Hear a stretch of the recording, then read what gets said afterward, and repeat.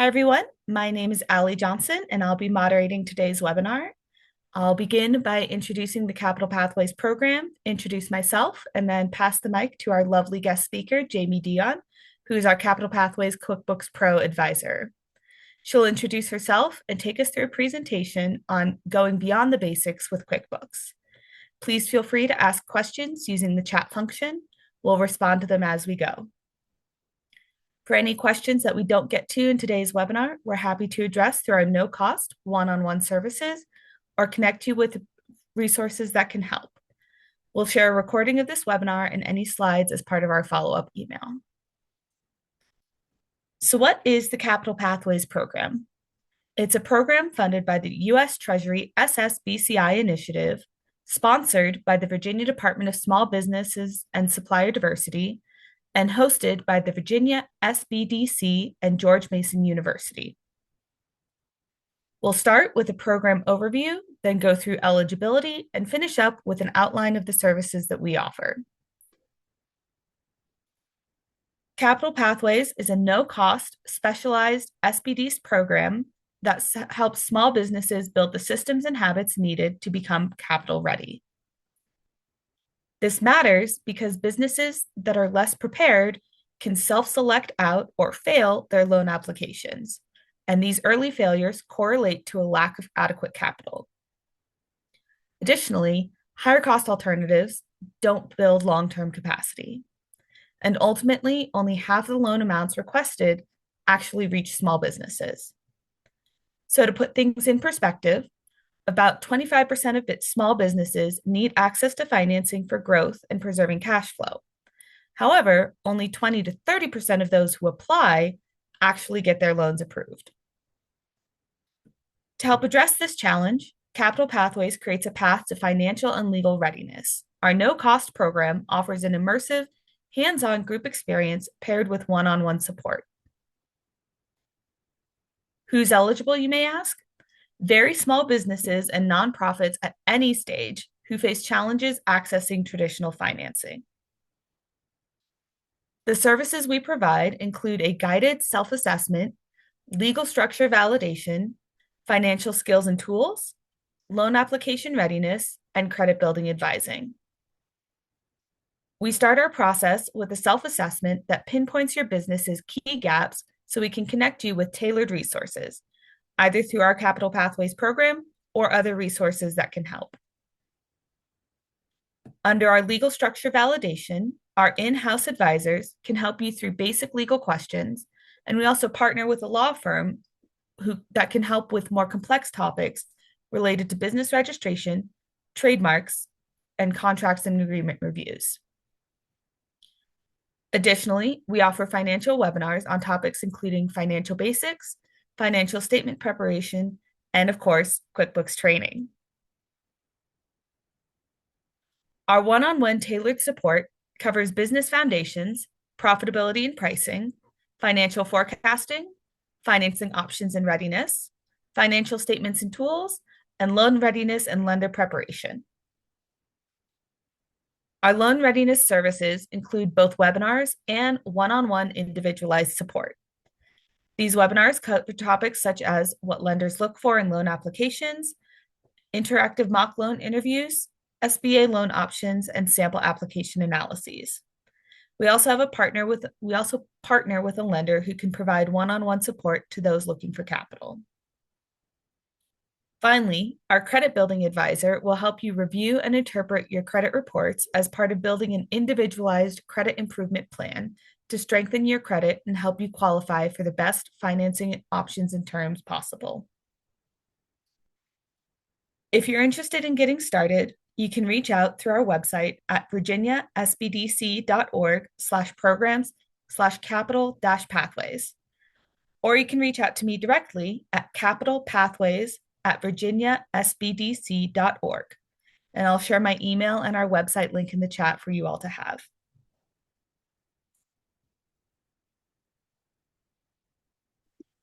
Now over to introductions. As mentioned before, my name is Allie Johnson. I'm today's moderator and serve as the program and intake coordinator for the Capital Pathways program. I have a professional background in economic development, small business support, and access to finance projects, both domestically and internationally.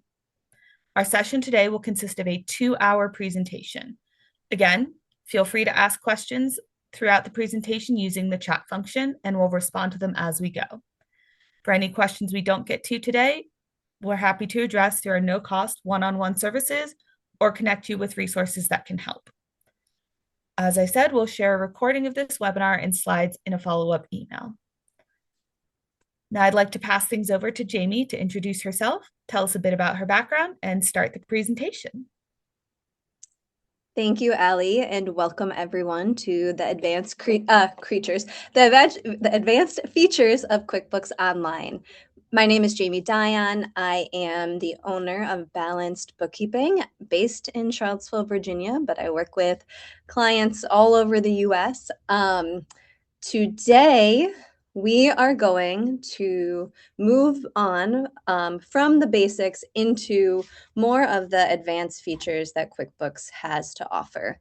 As you probably are all aware, QuickBooks has so many different features. And one of the things I like to emphasize is that QuickBooks is designed for all businesses, right? Their ideal client is really every business. And so it's up to you as the business owner to customize your QuickBooks Online so that it is working for your business. So again, we're going to explore a handful of more of the complex features of QuickBooks Online, but we're not even going to get through them all today. So with that being said, if there's a feature that we don't hit upon today, use this great resource with the Capital Pathways program, right? You can meet with me or another advisor to go over anything else within QuickBooks that you have as a pain point, a question, a concern. All right. I have put into the chat box the link to QuickBooks has a test drive that you are able to use whenever, wherever, to kind of experiment and explore QuickBooks without the repercussions of messing up your data. So if you want to use that, I would recommend that you use that today. I put the link in the test drive. Something weird has happened with this link where sometimes in the Chrome tab, it doesn't pop up. You might need to use an incognito tab. I saw Kevin, you needed to do that. So if you click on the link and nothing happens, try to copy and paste it into an incognito. And in terms of setting up your screen, right, I would recommend that you have half of your screen be that test drive or your own QuickBooks Online account, whatever you prefer, and have the other half be the Zoom screen. So you can kind of watch me work in QuickBooks while you have your own up as well. The way that this session is going to work today is I'm going to introduce you to a feature of QuickBooks. And then after I have sufficiently explained that feature, I'm going to give you 3 to 5 minutes to explore that feature in QuickBooks Online. And so that's the time to put into the chat box any relevant questions that you have related to that feature, and I'll answer those questions then. If you have a question that is not relevant to the feature, hold on to that question and we will answer it at the end. We've built in about 30 minutes at the end of this webinar for Ask Me Anything questions. All right, let's get to it. So just a little bit of background for this test drive. This test drive is Craig's Landscaping and Design. So he is a new business owner, just started this year, and all of the data, he has a bunch of data in here already that we'll be able to manipulate and work with. Okay, so the first feature that we're going to be exploring today is our receipts. And so the IRS recommends that you are saving receipts for 7 years, right? That is an awful long time to have to be holding on to receipts when, especially if you're working through a filing cabinet, a file folder system, right? And so I recommend that you move from those paper copy receipts into something cloud-based, not only for your sanity, but for your organization and to make sure that you're keeping those receipts handy. And so QuickBooks has created a system or process for you to hold and store your receipts in QuickBooks Online. So to do that, we're going to go to Accounting and Receipts. Remember, you can always click on, because there's so many different tabs in here, you can always click on these bookmarks, right, to have all of the relevant places that you need to go to under the bookmarks. So if you're someone who's getting anxious just looking at all the options, right, always just bookmark the things that you're actually going to use. All right. So QuickBooks makes it relatively easy for you to be able to upload receipts into QuickBooks Online. So you have several different ways you can do it. First, you could upload directly from your desktop, right? I want this one, okay. You could upload from Google Drive. You could also create an email where you can forward the receipts you receive into QuickBooks Online. And so for mine, I have one that is called jamiedion@qbodocs.com. And I'm able to, if I'm out and about, like at a coffee shop or at Staples or Lowe's, wherever I am for business, when it asks for that email, I can put in jamiedion@qbodocs.com and it will automatically send it to this dashboard. The final way, so remember, we already have desktop, Google Drive, custom email. The final way is there is an app for QuickBooks where you can take a photo of a receipt. So if you're used to using paper receipts, right, receiving paper receipts, and then have it be uploaded here as well. Okay. When it gets uploaded, right, we can click here. You can actually see the receipt. But what QuickBooks is doing, if I click on review, now this is a real receipt for mine, right? It should pop up. It will typically pop up here, but it's going to add all of the information for you based on the receipt. So they're using AI to collect this data. So they've been able to identify the date, the total amount, what category they believe it belongs to, and you can see there's my coffee order, and what I received, right? So they're doing a lot of the hard work for you. Now, obviously, we're in Craig's landscaping and design, so he doesn't have a matching transaction expense for this amount, right? But if it was your true QuickBooks Online account, it would also already match it to this transaction. If I clicked here and I typed in the place that I purchased the coffee from, right, it would come up with the transaction here and I could click match. All right, that's what we want this to do. And what will happen is on the transaction, we would have what the expense was and the receipt would be attached right here. All right, so then I'm not going to save it, but if I were to look at the receipt, the expense in the future, I would have everything wrapped up in a nice little bow. The expense is in the right place for my profit and loss or balance sheet. I have the receipt, so I can make sure to see all of that documentation in one place. Okay. If you don't, so I have some clients who feel like this is giving a lot of power to QuickBooks Online, right? I totally understand and feel that, right? You might not want to be using QuickBooks for the rest of your business.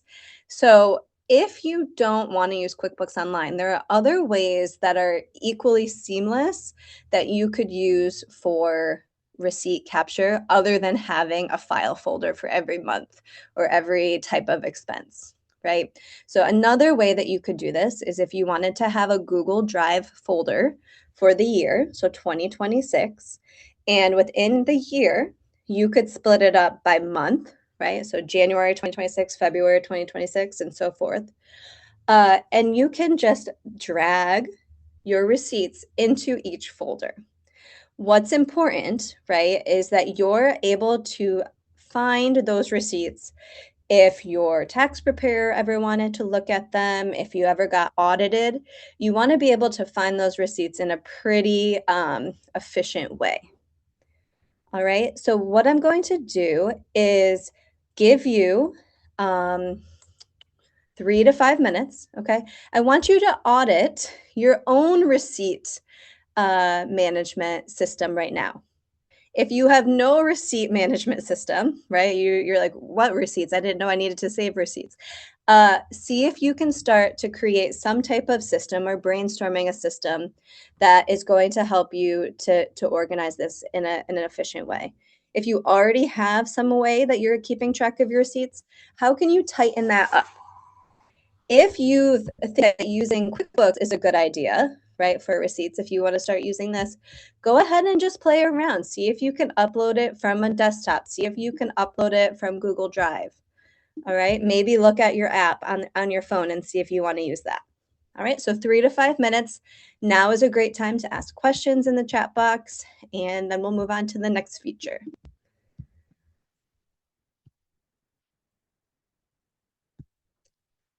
Andres, I have not, so I use this for a lot of my clients. We have never had an issue with the limit of space. So I would say no. I think you're going to be fine. Another option too, everyone, is if you're in the bank feed, right? If you're, I don't really like the dashboard for receipts.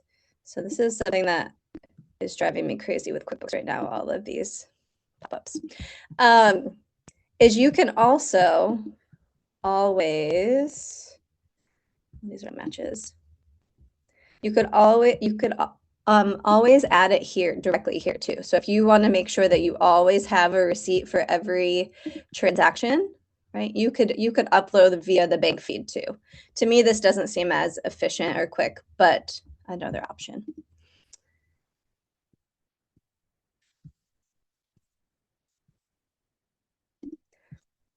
And yes, Andres. So for the security features of QuickBooks, this is QuickBooks meets everything that you would want, all of those. Level 2. Let me double check what level 2 entails.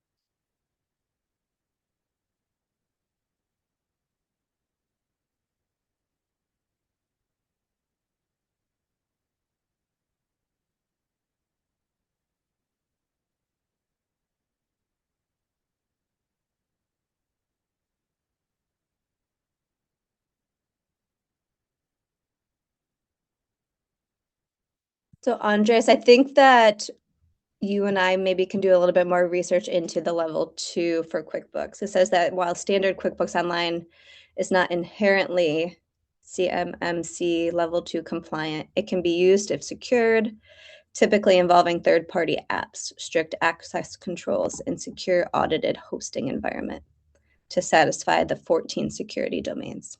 So it sounds like we might need to do a little bit more research in there for you.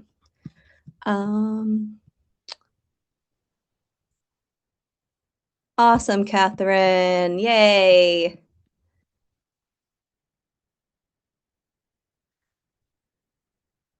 Yes, everyone, I think you are not alone. Everyone seems to think that all these receipts disappear, right? Like I had that somewhere. So as long as you can get tight about having a system that works for you, right? QuickBooks Online does not need to be this way or the highway, right? Whatever you can commit to. All right, let's keep rolling. So the next spot we're going to go today is my favorite area of QuickBooks Online.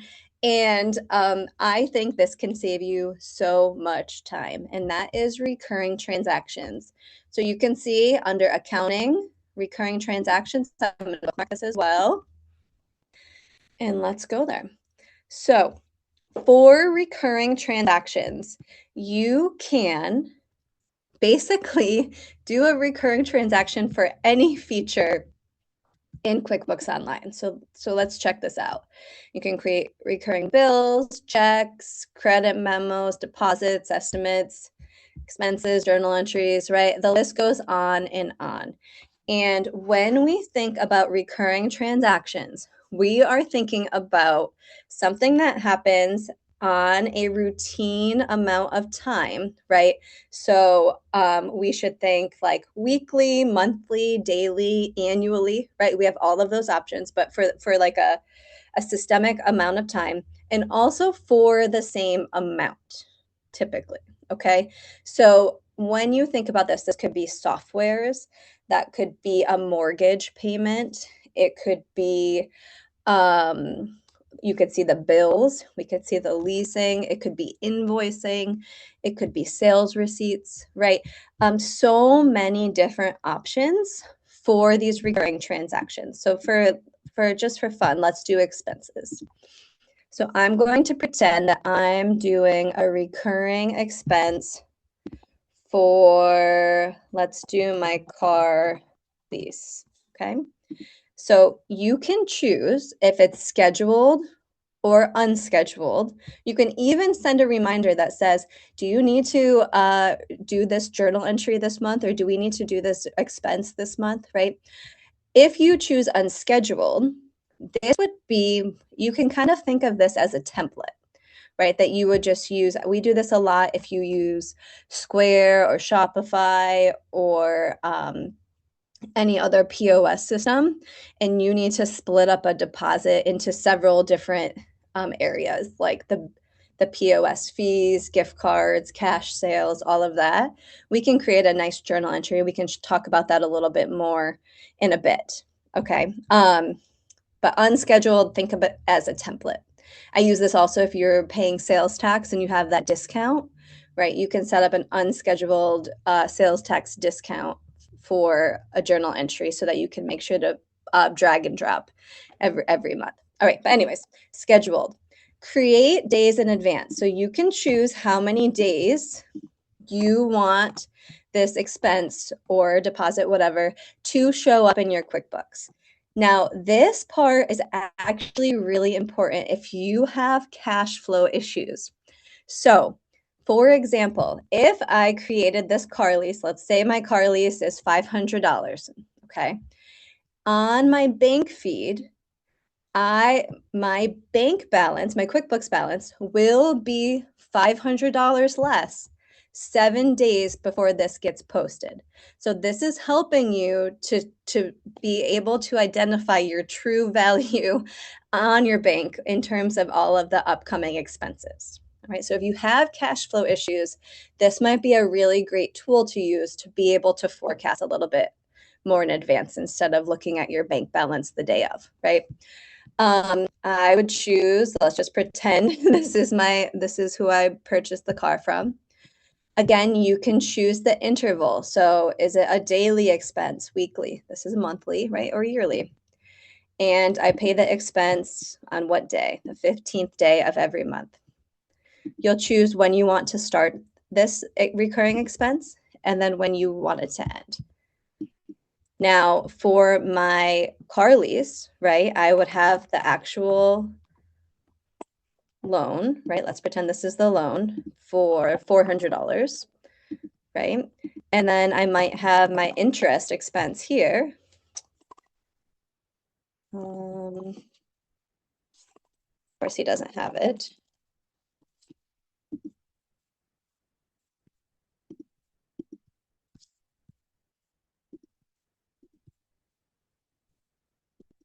Oops, okay.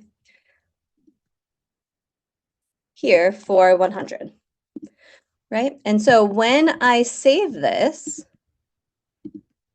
Now, when that $500 expense comes out every month, I will no longer have to split up that expense into two different accounts, right? It will basically match it for me. So save me a little bit of time. All right. If you invoice monthly, like for example, my business, I invoice my clients pay me the same amount every single month, right? I can have recurring sales receipts so that I get paid at the same day, same amount every single month, or recurring invoices. So I don't have to reinvent the wheel.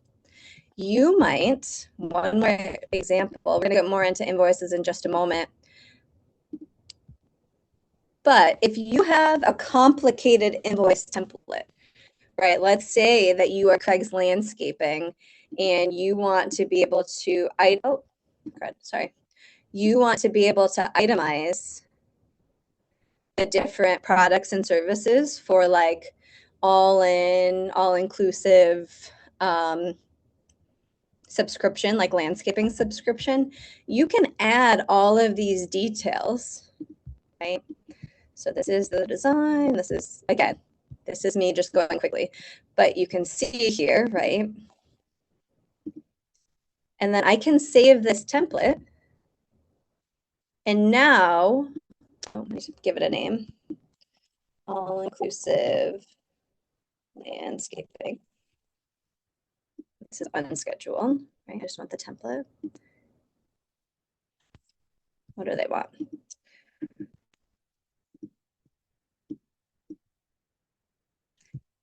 And now when where did it go? When I invoice for Amy Sanctuary for her recurring, I already have most everything that I need on here. I can just edit a couple of small things, right? So I can say use,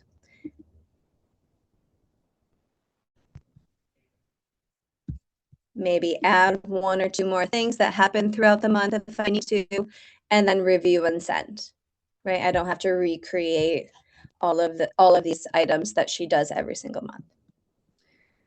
Okay, so think about your business. What could you set up as recurring that would help you either with cash flow or efficiencies? What do you have that's pretty standard month after month after month? All right. See if you can create a couple of these, especially if you're in the test drive. Can you create a recurring sales receipt? Can you create a recurring expense? Maybe if you're in the contractor space and you do estimates, wouldn't this save you a ton of time if you could have a template that you use for all of the invoices that you send out or estimates that you send out? All right, 3 to 5 minutes, go for it. And keep those questions coming.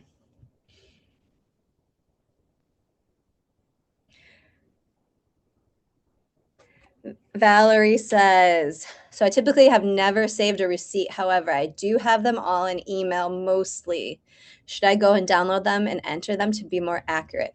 So at the end of the day, right, hopefully none of you ever get audited. However, if you get audited, what will typically happen is the auditor will ask you, send me all of the receipts for the transactions for your meals and entertainment transactions from February 2026 to April 2026. And so you'll have to go and find those transactions. If you feel confident that in your Google email or whatever email you use, you could find them very easily, then that's okay, right? Valerie, at the bare minimum, I would recommend that you have a folder within your email that you're dragging all those receipts to. To me, I personally wouldn't feel very comfortable that I'd be able to find all those receipts if I needed to. I am a little bit of an A-type person, but I feel much more confident to know that I go to my receipts folder in Google Drive, and then I click on 2026, and then I go to February 2026, and I have them all there. I am not the keeper of all knowledge, right? You do what works for you. Oh, and then I see Catherine's question too. Another thing I say, right? Just do better starting today, right? I don't want you to go back 6 years in the past to find all of those receipts, right? Just start today and do better. I see a lot. People are like, oh, I have to fix all of the historical stuff. And then they never get started on setting up these good systems moving forward. Start setting it up moving forward. And if you have a ton of extra time, since we all have all that extra time always, right? You can go back and see if you can get things cleaned up in the past. But I honestly say start today, get those systems set up, and then ask for forgiveness for the past. All right. Andres, are we able to add, create categories, or only use what's given? Can you tell me more about what that question is? What are you talking about invoicing and or are you talking about expenses? Tell me a little bit more. Mia asks, do we have to upload a receipt for a recurring expense? Um, so that's a good question. So I think that you should still be getting an email, right, that says that you have that recurring expense. Um, and remember, so if you're using the receipts dashboard, like if I come back over here, these will pop up, right? If I take that photo of that recurring expense, it's always going to automatically match to that current expense. So it shouldn't be much of a lift. So if you get that email, if you get that piece of paper in the mail, still take that photo even if it's recurring, right? And get that into QuickBooks. That's the best practice. But you're right. Like usually there's a pretty clear paper trail for recurring expenses like softwares, utility, electric. Yeah. Valerie asks, how would we do this for like an electric bill that isn't always the same amount but occurs monthly? Yeah, so for um, recurring bills that aren't the same, we wouldn't want to do a recurring transaction. Instead, what you'd want to do is create a rule that says, all right, Appalachian Power is always electricity, right? And then when it comes through the bank feed, you have that rule and you can click add. You're right. You wouldn't want to create a recurring transaction if it's for a different amount.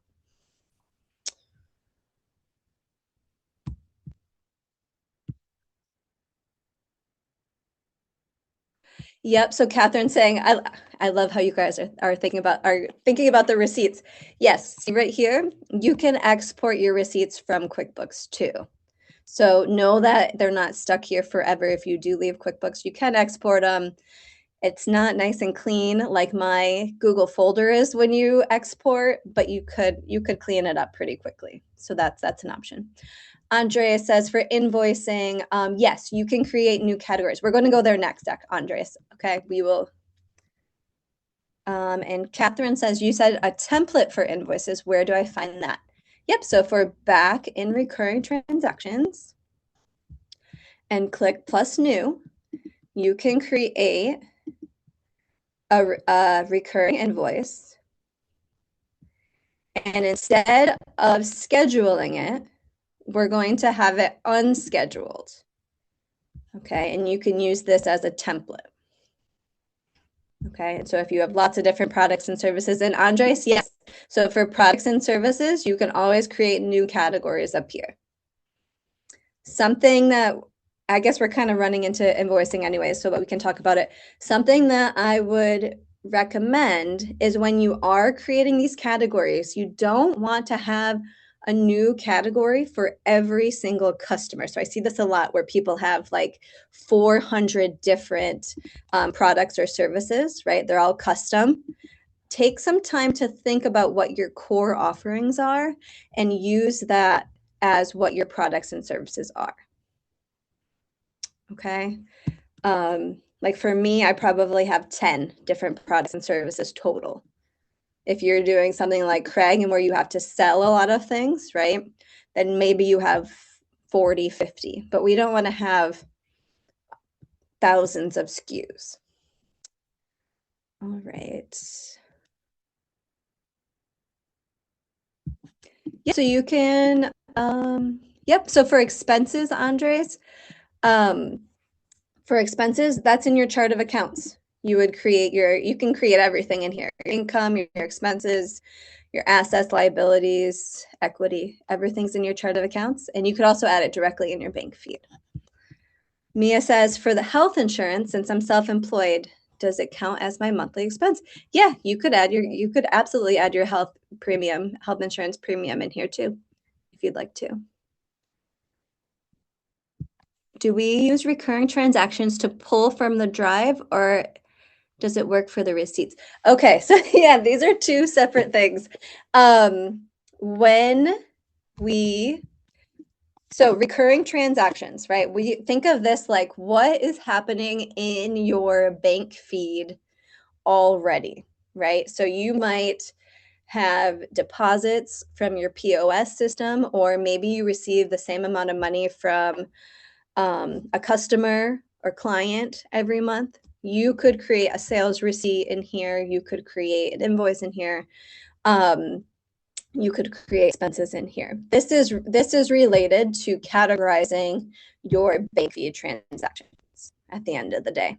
Receipts are a whole separate thing, right? That's another something else that we need to be doing, but it doesn't directly relate to recurring transactions.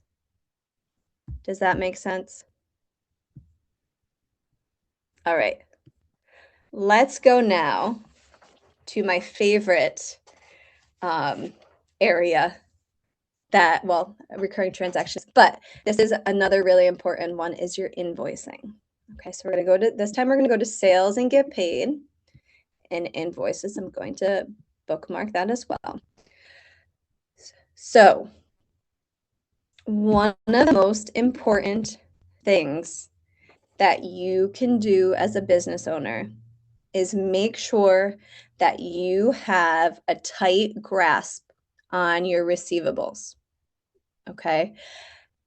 I will never forget when I was working with a Capital Pathways client a while ago, and she noticed about 6 months after the fact that she had never sent a $6,000 invoice to her client. Totally forgot, right? That can't happen as a small business owner, right? We need to make sure that we have a tight grasp on our receivables. And QuickBooks does a really good job of making this very clear and understandable for a typical business owner. Now, if you are a retail store or a restaurant, something that has a lot of transactions, QuickBooks is not the ideal software to use for invoicing or receiving payment. But if you are a service-based business owner or have like less transactions and larger sum transactions, then thinking possibly using QuickBooks is a great idea. If you're still saving PDF documents to your desktop and printing them out in the mail and putting them in the mail to get received and expecting checks, right? We want to move away from that. We want to, number one, make it as easy as possible to get paid. And number two, give your client the best experience they can in terms of the processes and systems surrounding payment. I like to share that we recently, I guess not recently, like about a year ago, we had to get our well replaced and repaired, I should say. And the contractor wouldn't receive anything other than cash and check. And I had no checks left and we had no cash left in our home. And so I couldn't pay via ACH, credit card, nothing. And so I had to literally get in my car, drive 10 minutes to town, go to the ATM, grab cash, and bring it back. That was not a great experience for me, right? I didn't call that contractor back again when it broke the next time. So we want to make sure that it's as seamless as possible. Now right here is the invoicing dashboard for QuickBooks. You can pretty clearly see where his status is in terms of his receivables, right? He has $1,500 of overdue invoices right now. If we look here a little further, we can see how overdue these are, right? We have some that are pretty, like, this is concerning, right? We need to call Bill and Freeman Sports and Cookies by Kathy ASAP to get our receivables paid. We can see what's coming down the pipeline, right? He has $3,700 of invoices that have been sent out that for services that he's about to do. He's already received payment for $2,000 that hasn't been cashed into his bank account yet. And then there's $1,600 worth of invoices that have been deposited. They're completely closed, right? Isn't that awesome to see, like, as a visual? Further, right, we can sort these by customer to kind of see what's going on in terms of some outstandings, right? You can change the date to just last month. Like, let's see what the status is for the last month, amount, right? You can change these a lot of different ways. Something that is really cool, and I use all the time as my own business, is that you can click view edit. And what's pretty neat, actually, this is a bad example. Let me see. Let's try this one. Okay. So you can see over here when you created the invoice. Now this is the test drive, so we can't really see it, but you could see when you sent the invoice to your customer.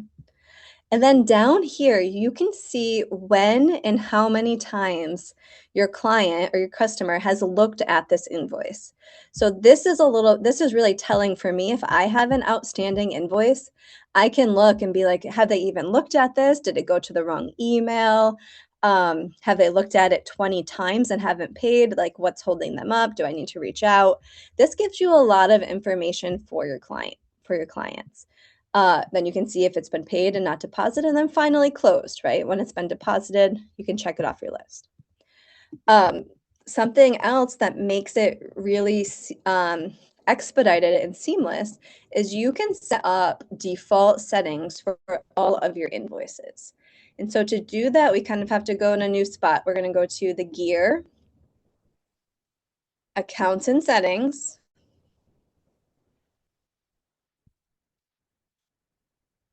and then sales.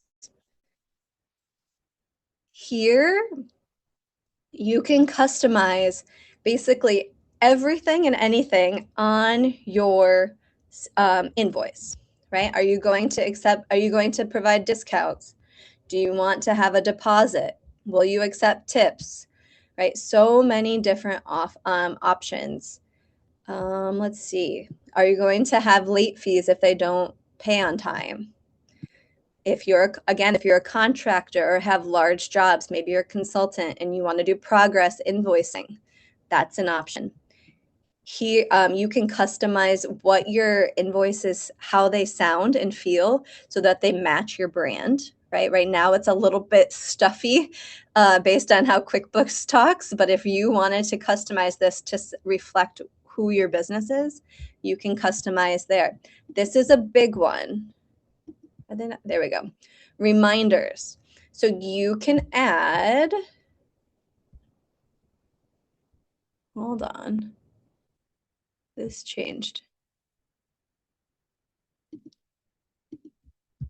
So this might just be a test drive issue, but you should be able to click on here and set up, hold on a second. Let me refresh. You can set up 3 different automated reminders to go out at different times of the invoicing life cycle. So I might want to send out a reminder. That's so odd. You can see there's no pen there right now, but for the real one, there definitely is. Yeah, this is just giving you the messaging one. Sorry, everyone. Yeah, there's the message.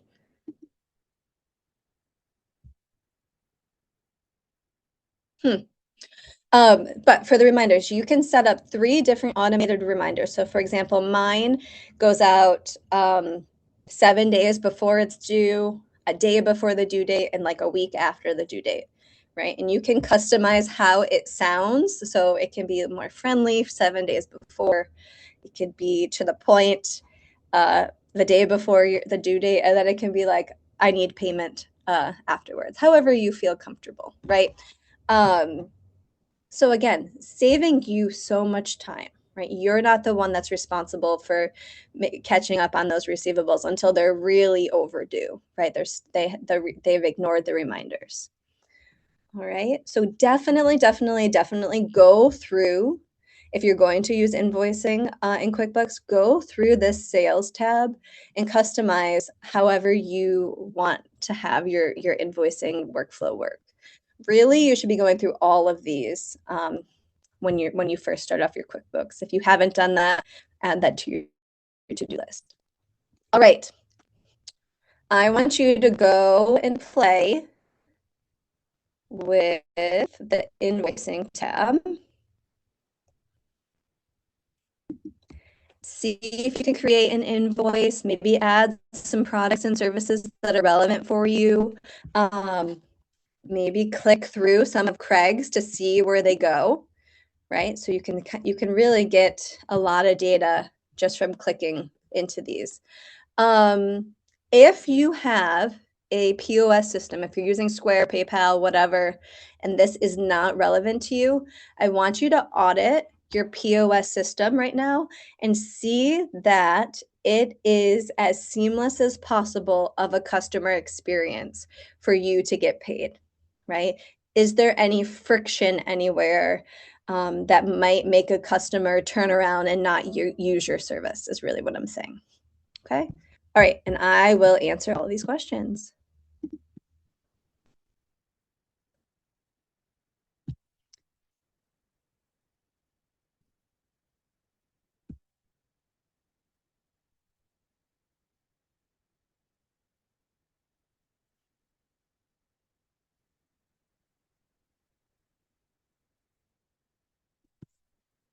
All right.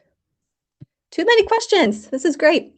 Haley says, we are a custom woodworking shop. We typically use a wood type as a product and then use the description tab to explain the differences. We have no recurring charges for clients because we do a custom order every time. Yeah. So again, remember, I'm just introducing to you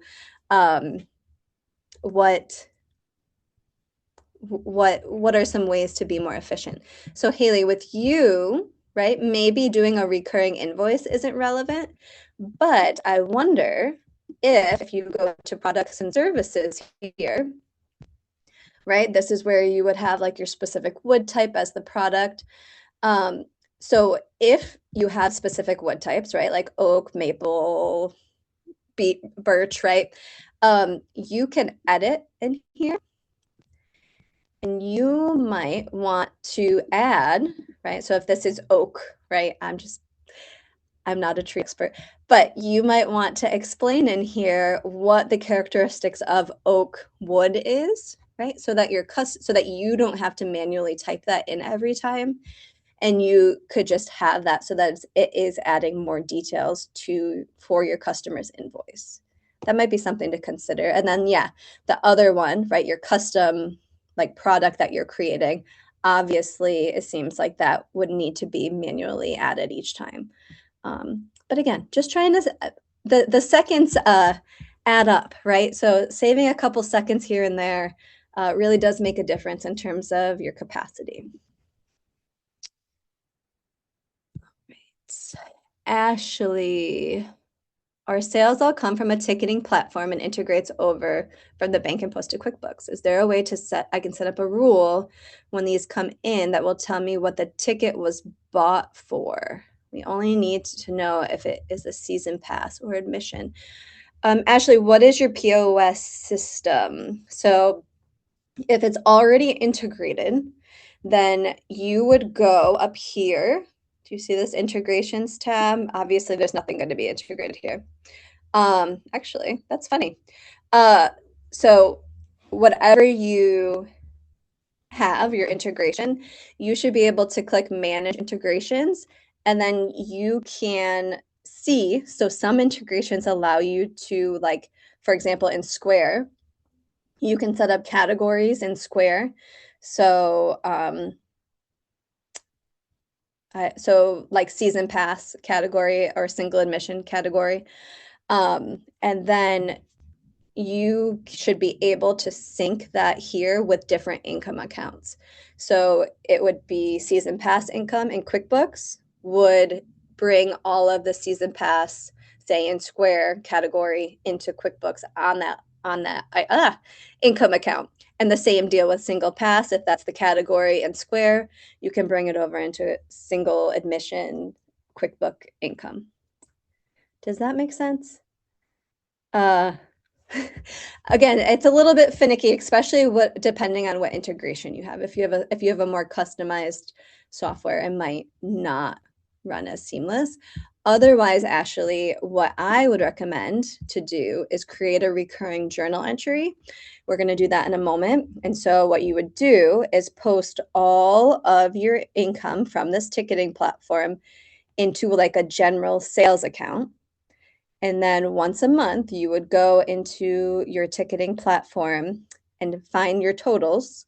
And then you could do a journal entry moving all of the general deposits over into the more specific.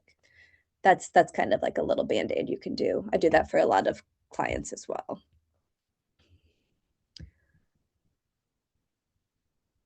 Catherine says, is the not deposited that's not reconciled? Nope. So good question. Great question. So this not deposited here, this is income that someone has paid. So like if you're using the payment link through QuickBooks, right, it would be someone that paid today, but it hasn't been deposited into your bank account yet. Or it could be if you're collecting payment via check or cash, it could be money that you've received like in your hands, right? But you haven't put into your bank account yet. So when that happens, right? So say Amy, she handed me the 400 or the $239 that she still owes me, right? I would click receive payment. And this is going to fill this all in for me. So Amy, she gave me this money. I'm going to deposit it into my checking. I'm going to record and close. And now, well, that shouldn't do that. That should say paid, like here, right? And because it hasn't been deposited. Sometimes this test drive doesn't work very well. And so this means that it's been paid, but not deposited into my account. And that's funny because this just changed, right? I think so. Does that make sense? All right. Joe, if I'm booked for a photo shoot and part of the job is a down payment to hold the booking date, does QuickBooks have a way to invoice that together with the actual fee? Or do I invoice down payment and then the remaining balance separately? I think I showed you that, right? Do you feel like yep. Okay, cool. Yep, so you'll turn on that deposit. When you're in the invoice, you can say how much the deposit it is, and then they can pay through that. And then the remaining balance, it would look similar, something like this, right? Where you would have partially paid for the deposit and then the remaining amount due is right here. You all are asking such great questions. QuickBooks allows you to use the deposit feature if you require partial payment for any reason. Correct. Awesome. 2 questions received. How do I keep the date sequence the same when I go into invoices? So do you mean here? So you can click around, right? So this is the most recent to the oldest. Is that what you mean? Yeah, so here's this is a missing feature in QuickBooks right now. So how do I have my signature on any email I send? Invoices, estimates, quotes, paid invoices, etc. Yeah, so they don't do that right now. So you can see this is what it looks like. So there's no like true signature. If you wanted to have that, you could, so one thing you can do is you can add a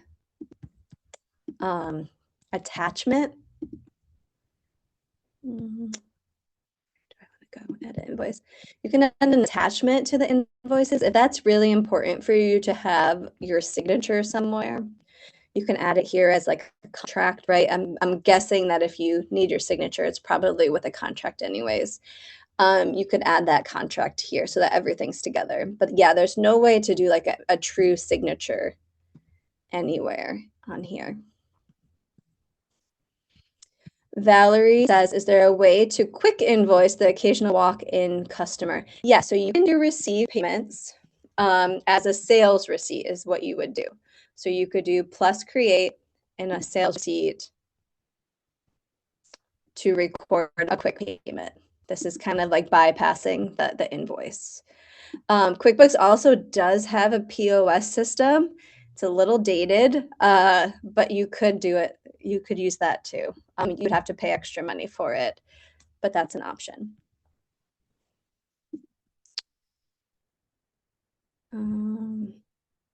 PayPal, some customers are not a fan of using it. Correct, right? And so you are also, I don't think I saw that on here. So accounts and settings, gear accounts and settings, up here on your true account, it should say payments. I think it's in between usage and accounting. Payments is where you will choose how you're going to receive payments in QuickBooks Online.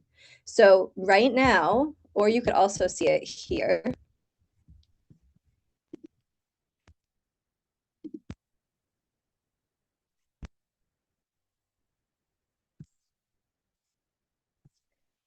Right, we can see all these payment options right now. So Apple Pay, credit card, bank, Venmo is an option. PayPal is an option. You can receive payments in all of those different ways in QuickBooks Online. Know that there is a fee for all of these different amounts, right? So bank is 1% ACH. Everything else, I think, is between 2.99 and 3.49. So that is something that you would have to consider, right? If you wanted to get paid through here.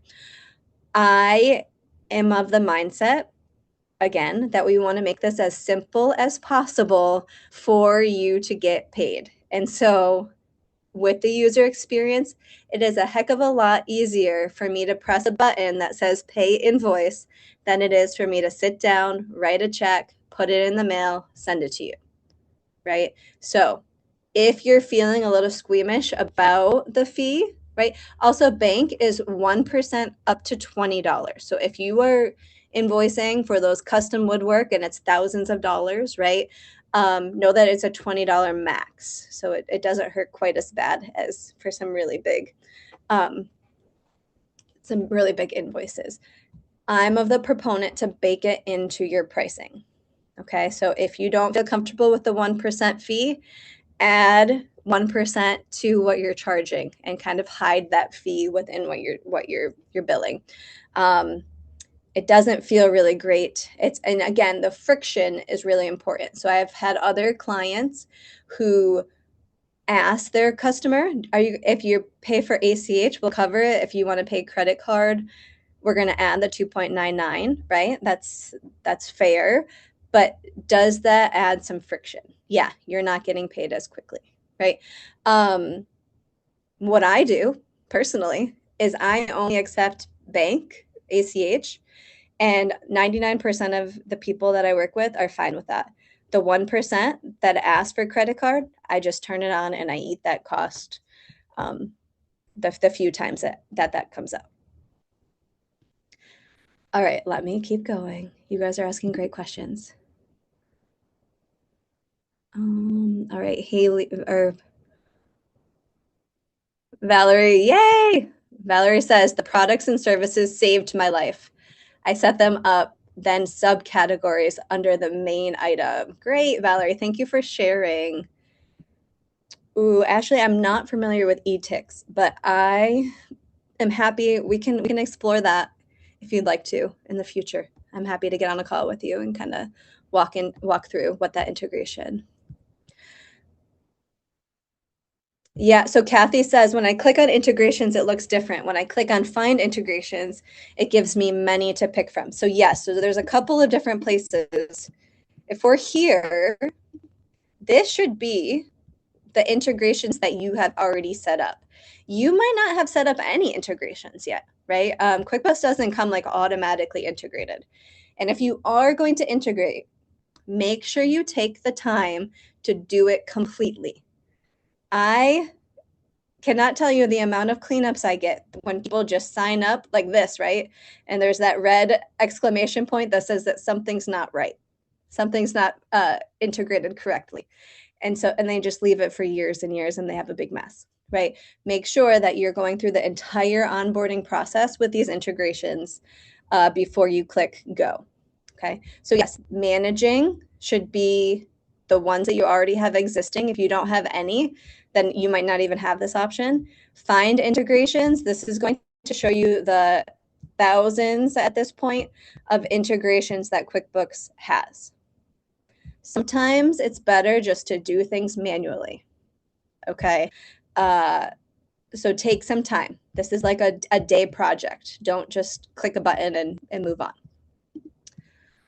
Okay.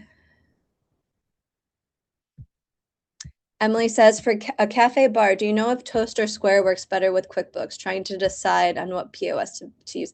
They both work fine. Again, right, with something that has tons of transactions, you're going to want to do like the batch deposit information, not the single. So Square and Toast, they can integrate every single receipt that happens, which is hundreds, right, in a day. So you definitely don't want that. You want like the big, like daily lump sum transactions. And honestly, sometimes it's better just to do a recurring journal entry once a month to put those in all of the right homes. Andres, tell me more about what you mean. Do you recommend a service with low fees? Are you saying like a software? Catherine says, be nice if QuickBooks allow them to do a card and tell them it adds and auto add it. Can you tell me more, Catherine?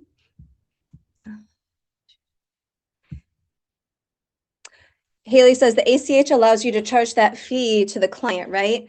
The others are covered by you, not the client, like card charges, etc. So for that, right? So you can, this is another option. You guys are scrappy, I like it. If you're sending the invoice, where am I? And you turn off all Catherine's not yelling at us. Don't worry, everybody. And you turn off all payment options, right? So if I turned all of these off,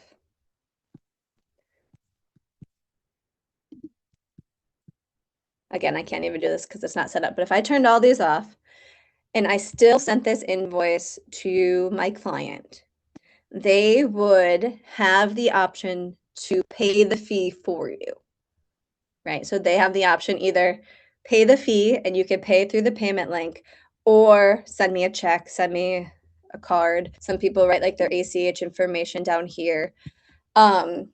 Yes, then you can pass that on. I will ask you all, how would you feel if you were the recipient of that, right? Kind of a little, I don't know, not great, right? So again, I revert back to the user experience, right? We want to make it as seamless and as frictionless as possible. So to me, yeah, maybe I'm going to just bite the bullet, pay that payment link, but I'm probably not feeling really great that you just pushed that onto me. So just some things to think about, right? I think, again, I think baking it into your price is the best user experience, but that's my opinion. I don't hold all of the information. Like you're the owners of your businesses. All right. All right. We're going to keep rolling. Catherine says, repeat how to do or add the fee before they pay. So what again, this is friction, right? So if I have a client, I send out the invoice, ACH only, they say, I want to pay via credit card, I want the points, right? They would email me and say, I don't want to pay via ACH, I want to pay via credit card. Then I honestly just come in and turn it on and then send it back to them, is what I do. But you could also turn it on, add whatever this amount is times 2.99, right? And add it as a new line item, credit card fees, there's the amount, and then send it back out. Other options, right? Lots of options. All right, we need to keep moving. Next, we're going to talk about tags, classes, and locations. So as you grow as a business owner, you might find that you have separate branches, areas of your business that you want to track underneath one holistic QuickBooks Online account. So, for example, I see this a lot if you are a tech startup and you are creating a software, but also providing a service, right? Those are pretty different categories or branches within your larger umbrella of a business. I also see this in restaurants. If you open up a restaurant in Charlottesville and you open up a restaurant in Richmond, right? We want to track those businesses very separately. I see this if for Craig, let's use Craig as an example. Maybe he has a branch in Charlottesville and Richmond. And so, in order to track your income and your expenses separately, we need to turn on classes or locations. And so to do that, this isn't like as obvious as all of the other ones that we've explored so far. We're going to go to the settings and we need to turn it on. So we're going to go back again to accounts and settings. And we're going to go to advanced this time. And we're going to go down to categories and we're going to edit and turn on classes. So you're probably wondering, what's the difference between classes and locations? Shouldn't I have locations because it's 2 locations, right? Classes, I think, is the superior way to do it because classes allows you to split up one transaction into several different classes. And I'll show you what I mean in a moment. So I'm going to turn this on. I like to do warn me when this transaction isn't assigned a class. Basically, I'm going to get a pop-up if I forget to assign a class to anything. And then I want to be able to assign as many classes as I want. So this is the one I want. So I'm going to click save. And now, again, there's like we have a couple steps before this is ready. So I'm going to go back to the gear. And I'm going to go to all lists. They really hide this, huh? And now I have this option as classes. So I'm going to click on here. And I'm going to do plus new. And I have Charlottesville. And I have Richmond.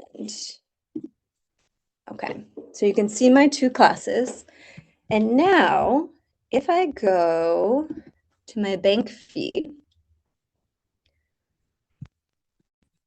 okay, I can take a transaction. Well, first of all, right, you can see that now I have this option for classes. And I can see my 2 options, Charlottesville and Richmond. So I can assign a class for every single transaction now. And I'll show you what starts to happen. So I'll post this. And let's say that this one is a split between some Richmond equipment and some Charlottesville equipment, right? I can split this and have these both be equipment rentals. And I have to make sure that the total matches. You can see down here, it does the difference for you. And I have Charlottesville and Richmond. I'm going to post. Okay, and let me just do a couple more so you can just kind of see. Let's say, let's just categorize. Let's say this is advertising. Oops. There we go. And this is for some new ads for Richmond. Okay, so now what can happen when I look at my reports, again, I only put 3 things in here, so it's not going to be very detailed yet. But if I do this profit and loss by class, I can now see my income and expenses for Charlottesville. There's that expense, right? And then my Richmond. And so typically what I see this is you might have these 2 different locations and then maybe an operating expense, right? To be able to find a home for things that maybe don't have can't be attached to a specific location. If you are in the nonprofit world, this is a lifesaver, right? For all of the grants the restricted grants that you need to keep track of. Yeah, it can really be transformative for your business. So I'm just going to give you 2 minutes. I'm going to answer a couple questions. Is this relevant to you? Right? So for my business, it's not relevant. I don't need to track different areas of my business, especially with the expense side. Right? Sometimes people say, "Ooh, I need to use classes because I have different revenue streams." That's not the same thing, right? If you have different revenue streams, we want to track it in your income accounts. What this is really good for is if you have totally separate branches where you have income and expenses that are only for that branch is what we want to use this. Okay. All right.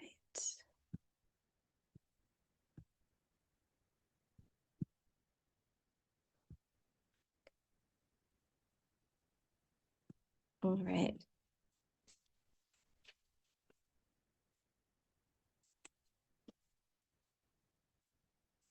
Any questions about classes and locations? This is a feature that's kind of good just to have in your back pocket for when you do get to the stage, right? Where you might need to have this. Not everyone needs it, but if you do need it, it's a great tool.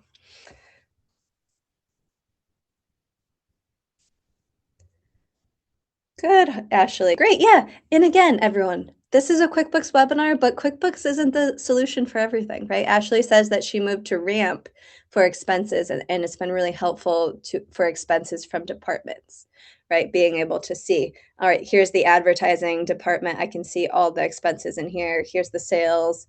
Here's the IT, whatever that is. Great. All right, we're going to keep trucking along. Next is journal entries. This is a big one. This is getting into true accounting a bit here, okay?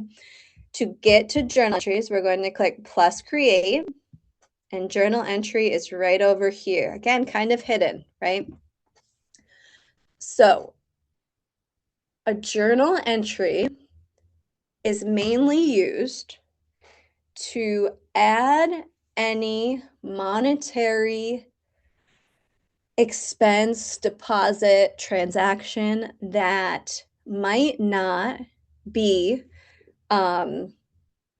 reflected through your bank feed, right? So if we think about any way that we wouldn't be able to record this data other than in a bank feed, right? If you're a good record keeper, then most everything is coming through that bank feed, but there might be a few throughout every year that requires a journal entry. And so we're basically moving money from one account to another.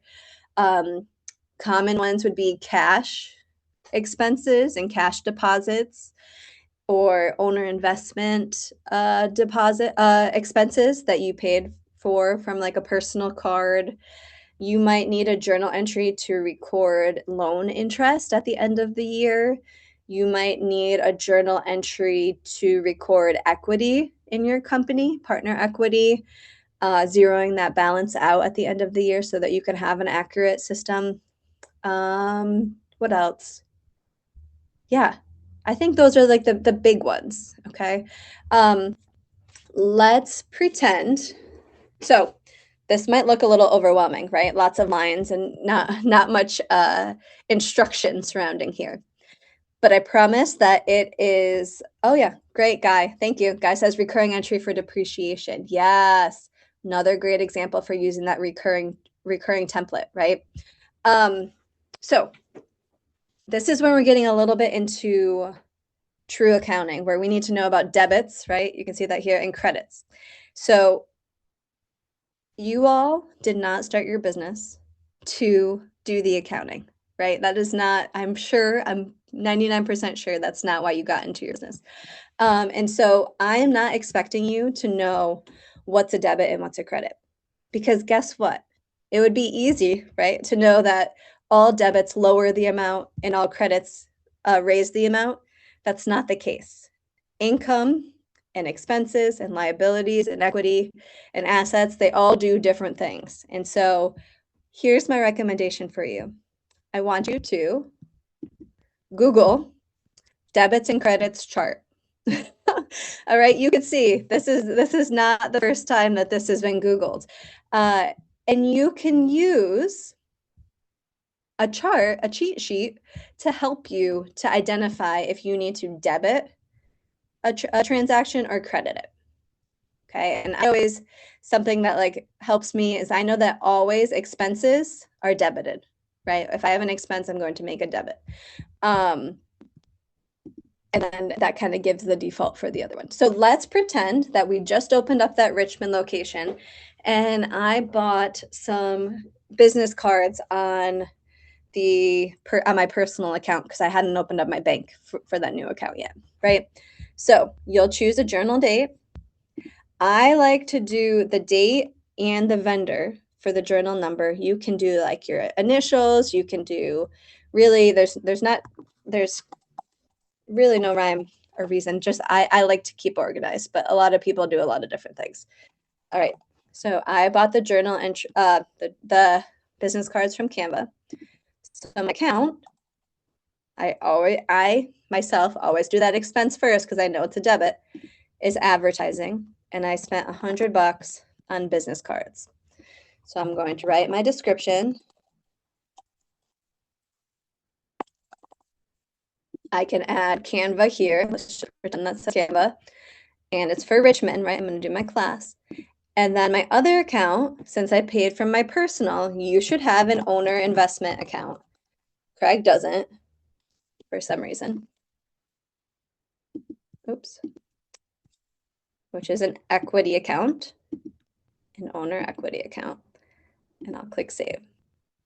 And then you can see that QuickBooks is automatically balancing that out.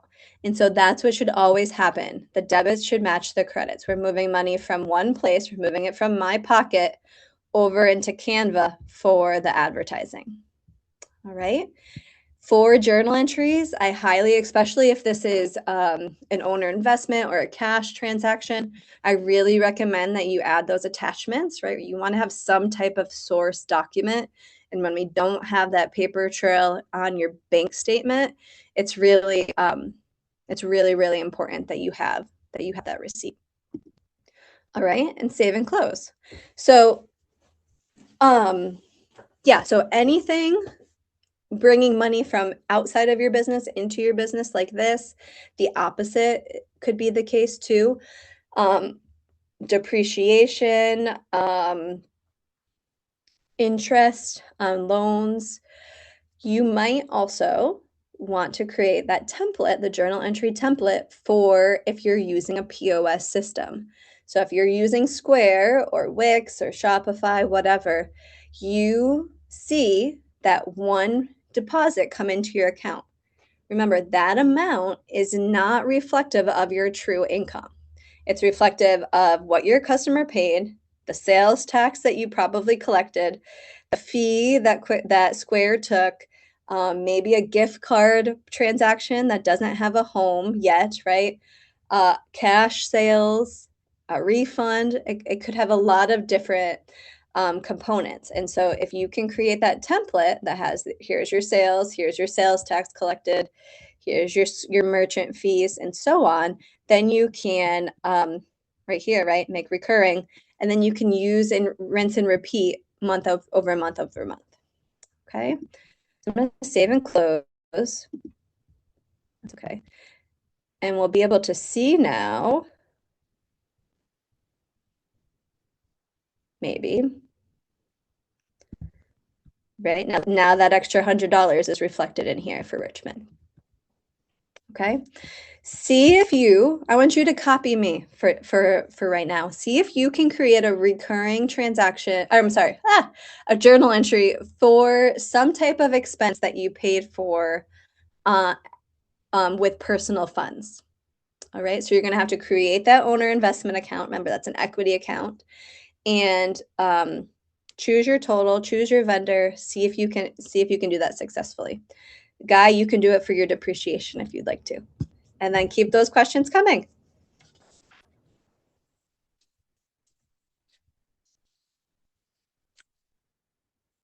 Only 2 more spots.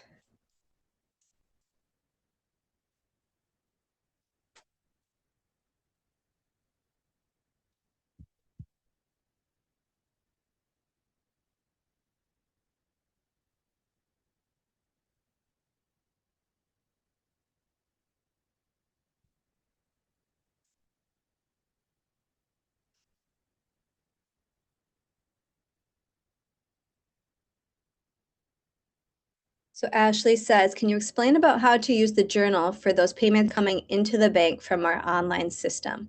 Would it be the same way? Yes. No. Well, yes. Yes and no. So what I would do is I would make a recurring template. So let's pretend we're going to just click this at the end and we'll call it square.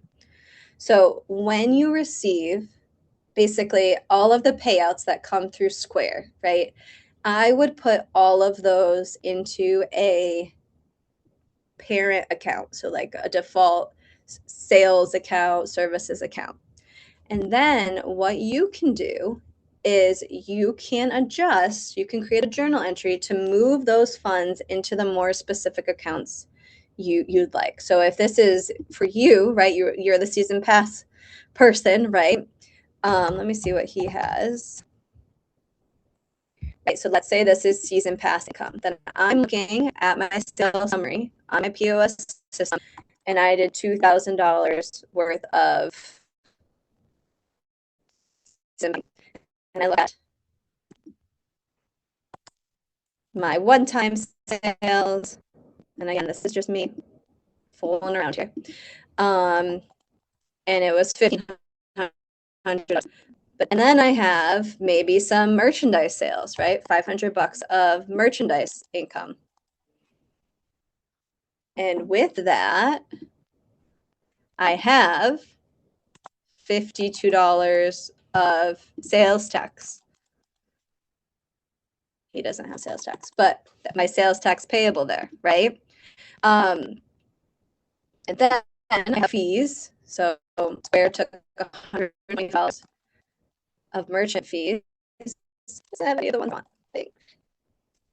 Okay. And then what should happen once I have all of this left, right? If I go to my main sales account, that should be the total that you have deposited into that sales account that month, right? And so basically what you're doing, if this is the total amount in your sales that we categorize to sales, we're removing that amount from sales and we're redistributing it into all of these other accounts so that you have more accurate data. Does that make sense? Again, once you click make recurring, then I have this template that I use every single time, right? And so I'm just going to my recurring transactions, use, and then updating the information for that month. That's how I think it's the easiest way to do it, the most seamless way. But that's up to you. All right. 2 more quick places, then we'll get to all your tangent questions. All right. Reporting. We're already here, right? You can see the profit and loss by class. My goal as a nerdy bookkeeper is for you all to move from compliance to using your data to make business decisions, right? At the end of the day, that's where we want you to land. And so in order to do that, you need to create some reports that are going to help you to pull the data from QuickBooks in a meaningful way. And so at the end of the day, oh my gosh, QuickBooks keeps calling me. That's very odd. At the end of the day, your P&L is going to tell you most everything you need to know, right? You have your profit and loss, you have your cash flow, you have your balance sheet. But here's where you can make those immediate decisions. And so within this P&L, though, there are tons of different ways to customize in order to pull the data you need to make those decisions. So one of the easiest ways that I like to customize this is to display my columns by months. So if I click here, and this is just for year to date, but I could do all dates. Let's see what's in here.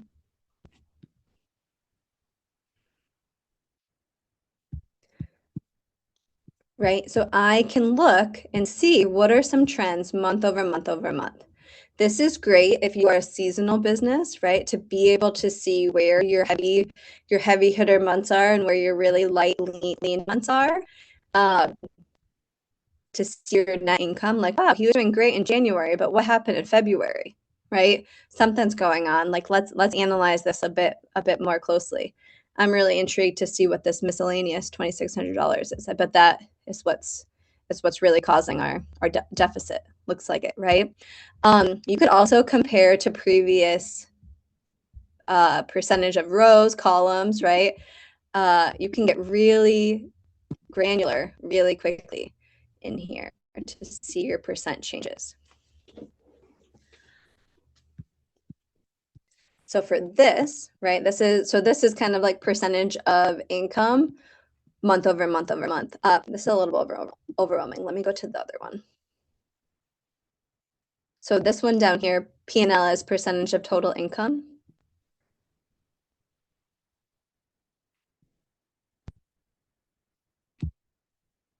So here, right, I feel like I always joke, I feel like this is really an in-your-face kind of report. Like it's going to tell you where your problem area is pretty clearly, right? So we can see here's his total income for the year to date so far.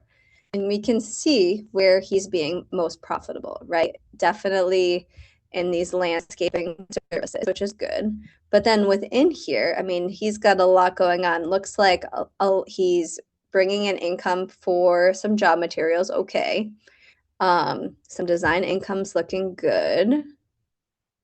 But what's going on with this pest control, right? That seems like a distractor. I'm wondering if we can remove that. Do we need to be continuing to provide those services, right? Where's the money making? And clearly looking at job materials, right? He's bringing in a lot more in job materials than he's actually purchasing for those job materials. So that looks good too. And then same with expenses, right? Where are we spending the most money? Lots of equipment rentals, right?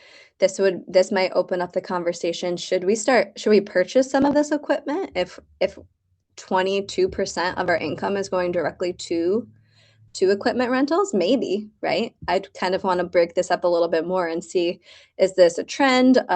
Is this just a one-time thing, a one-time major expense? What's going on here?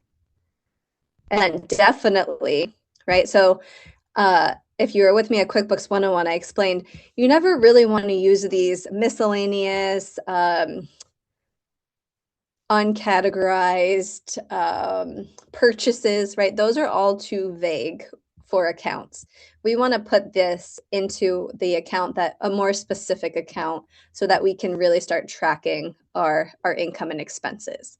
So this would be my immediate action item for Craig, is to find a better home for this amount, because that's almost a third of his expense is something that we're not even sure what it is. Once you like these the reports, once you make a report that you love, make sure to click Save As, and it will show up in a moment. it will show up in your custom reports, right? We can see it here so that you can just click on here and run it for this year to date, every week, every month, every whatever, every quarter as you need it. And so if you start using these reports in a more specific way, you don't have to reinvent the wheel again and again and again. You can just come in here, click, check it out, and move on. All right. If you're feeling like, Jamie, I know my way around a P&L, see if you can go through some of these other reports and see what might be helpful for you. Like if you have some receivables issues, check this out. See if I really like this report too, to kind of be able to see who's really outstanding. Like I need to call Red Rock Diner yesterday to get that paid before I have any more invoices outstanding for him, right? All right, go ahead and check out the reports and ask any questions, and then I'm just going to show you just touch upon 3 other areas really, really quickly, and then we'll get to the questions.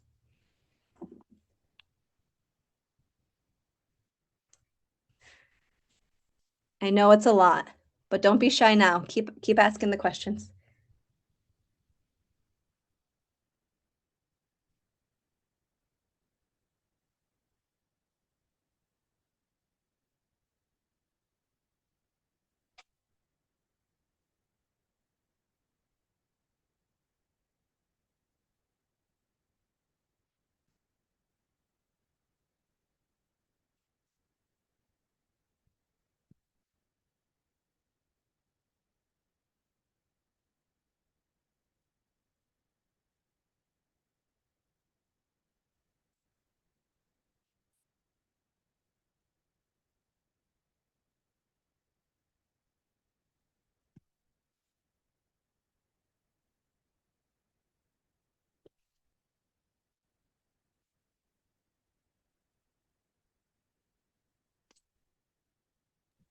All right, last 3 spots. This is really just me introducing these to you. You don't need to use them. I just want to make sure that you're aware that they're here. Okay. So again, QuickBooks is really trying hard to be that one-stop shop for all business owners. And with that being said, they offer these services for you as well. So first is payroll. So if we go to, oh, there it is down there. So all apps, typically it's a little bit higher, but down here you can click on payroll. And they're not going to let us see it. But QuickBooks offers a full-on payroll system. There's a couple different levels that you can choose from, but it really works pretty comprehensively. You can have auto pay on. So if you have employees that are on salary, right, you can set it up and forget it and have it run as frequently or infrequently as you want, weekly, bi-weekly, bi-monthly, monthly. You can give them benefits through QuickBooks. They have like referral partners, so you can have everything all in one again. What's really nice is that they're doing all of the payroll journal entries for you. They're doing the filing for you for taxes, which is wonderful. They'll set you up with your W-2s. Really just all in one. So I personally love Gusto is my preferred payroll platform, but what I think differentiates QuickBooks is having everything in one spot. And so it works fine enough to warrant having everything in QuickBooks. And so definitely check that out. The pricing is comparable to other comprehensive payroll software. So it's about $50 for the base software, and then it's about $8 to $10 per employee that you're paying, which is very similar to ADP, Gusto, any of the other ones that you might be interested in using. Secondly, if you have employees that need to be tracking their time, QuickBooks has a time feature. Let's see if I can get into this one now. Yeah, okay, so can kind of show you a little bit of what this looks like. So basically, your employees would sign in under an app, and then they can do their start time. They can even do what job they're doing that can be tracked into the different income accounts. Or if you're tracking projects in QuickBooks Online, you can have them sign into a specific project so that you can track project profitability, which is really, really nice, right? Project costing. If you have maybe some issues with your employees clocking in before they get to a job site or waiting a while to after clocking in, you can do the geofencing within here so you can see where all of your employees are working if that's something that is necessary to you. Again, this is an added cost. But if you have like a very for contractors, project-based businesses, it's really a game changer. This also syncs directly to your payroll, so you no longer have to be collecting timesheets or anything like that. It automatically syncs, so when it's time to pay your employees, you just literally click pay, and it's super seamless. And then the last thing is sales tax. So another benefit of using the invoicing system in QuickBooks Online for goods, right? That need to be that needs sales tax to be collected. You can keep track. I don't really want to do this. Let's see if it'll show me. You can keep track of your sales tax liability directly in QuickBooks Online and record your tax payments in here to make sure that you're up to date. For this, QuickBooks does not pay sales tax for you, but they do keep track of what your taxable sales are and the tax amount, which is what you need in order to file your monthly, quarterly sales tax. So this works great. I mean, very comparable if you're using Square, Toast, Shopify, right? They all have these reports too, but maybe for that woodworking, right? If you're sending out larger invoices for your product, this might be fruitful for you to use. Valerie says, what about doing EFT for the 1099 staff? Yep, so they'll do the 1099s for you. You can also, so you can send payments to 1099 staff under contractors. How do I get there? Apps, team, contractors. Same deal. So you could send them a secure link that asks them to, right here, right, we can see, here's all their information that we're sending. You can see the payment history. It keeps track of your 1099s for you. Let me see if it will show us. So if I click add so if I add a contractor, right, I'm adding myself. I put in the email. I'll add this contractor, and then they'll put in all of their ACH information so that it's PCI compliant. You don't need to look at their ACH routing number. And that is cheaper than, I think it might be $9.99 a month to have the contractors, maybe $16.99 as an option. Honestly, for these, if you want to save a couple bucks, get a business-friendly bank, and you can do this outside of QuickBooks just as easily through your bank. Yeah, so I'm here, right? So Valerie says, but how do I send the ACH?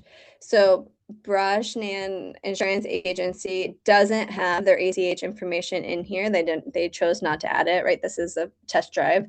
But if they did, I could click here. It should say paid via direct deposit, and I would click there. You guys can kind of see that similar here. It should. I would choose what the category is, what it was for, and then click send, and it would send it within the next day. So it does look a little bit different than this does right now. But it works well. I do it for a few of my clients, and it's seamless. All right, everyone, thank you so much for sticking with me for the last hour and a half about all of the more advanced features of QuickBooks Online. I hope this was helpful in some capacity. Know that this is not everything that QuickBooks Online can do, right? There's still so many other features in here. If I didn't touch upon something that you're wondering about, you can put it in the put it in the chat box now, and we can talk more. If you're feeling good, I wish you the best. Kudos to all of you for doing this right before the tax deadline, right? I hope you're not going to have to scramble to get your taxes done and you're really forward thinking for 2026. But either way, thank you all for being here, being so active in your participation. And yeah, that is all I have for you today. Thank you so much, Jamie, for all of the excellent information. I see many people in our chat expressing thank you and how much this helped them. And I know I look forward to our next session, and I'm sure all of our participants do. For anybody who does need a refresher on QuickBooks 101, I encourage you to check out the recording. Our session or our registration slots for these sessions are limited. So we do ask that rather than coming back for QuickBooks 101 again, take a look at the recording so that new folks can come to Jamie's next session. And if you want more in-depth support from either a Capital Pathways business advisor or Jamie, our lovely QuickBooks Pro, please do reach out to me. I've dropped my email address in the chat, but it is capitalpathways@virginiasbdc.org for anybody who needs that. And we can get you set up with an appointment with Jamie or one of our advisors. With that, our time together has come to a close. I will be sending out a recording of this session sometime within the next week. That just gives me some time to get all of the back end pieces and parts put together, but be on the lookout for that. Thank you, everyone, for participating with us today. And again, thank you, Jamie, for joining us and leading us through QuickBooks 201. Of course. Bye, everyone.